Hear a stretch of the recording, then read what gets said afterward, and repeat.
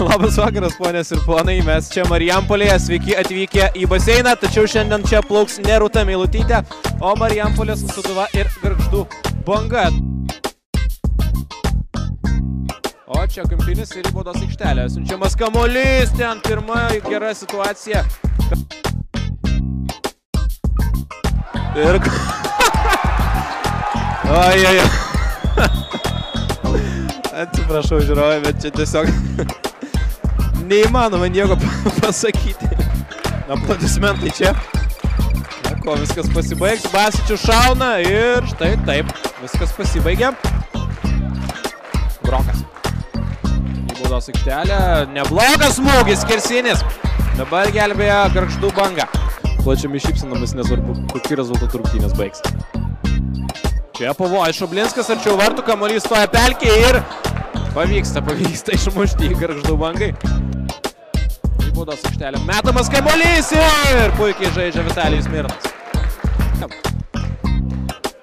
Į baudos aikštelę Vanskis kaip puikiai galvą smūgiuoja, bet dar nuostabiau žaidžia Vitalijus Mirnas. Kauskas Juknojo neblogas, perdamas Salamonavičius, kaip susitvarko su kamuoliu. Pabando smūgiuoti, nepavyksta, ta, kad to nesibaigė, Staponka arčiau vartų, ten tušti vartai Juknojo ir ojojojojoj. Kauskas į priekį. Ir šansas Sūduvai, Radzinevičius. Radzinevičius gražiai žaidžia. 1-0. Puikus Radzinevičiaus perdavimas. Ir puikus įvartis. Valentinas Baranovskis.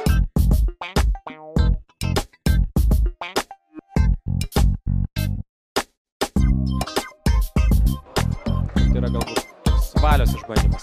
Banys. Bando smūgiuoti ir nedaug galbūt ir trūksta. Banys, stumas iki vartų didelis, bando smūgiuoti, nežinai kaip kamuolys atšoks, atšoka labai klastingai. Gerai pakeltas kamuolys, ten perdavimas ir kaip nedaug trūksta dabar didelių pavojimų. Dabar analogiška situacija jau prie kitų vartų ir čia 100% momentas, kuris lieka neišnaudotas. Valtis.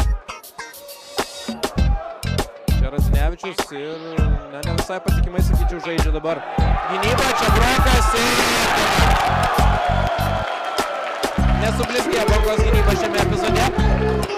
Ir viskas baigėsi antroje įvarčio. Audrius Brokas į tuščius vartus.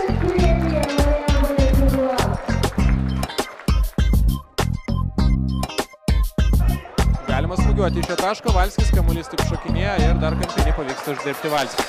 Ir toliau Sūduva su kamuoliu. Dar kartą Radzinevičius, vėl geras perdavimas, bet paskui Brokai nepavyksta pasižymėti. Sunku, aišku, buvo. Ten dar bandoma pelnyti efektingą įvartį, nepavyksta ir Nerijus Donauskas sako, viskas, užteks vyrai, sveikinimai Sūduvai, ji šiandien buvo pranašesnė.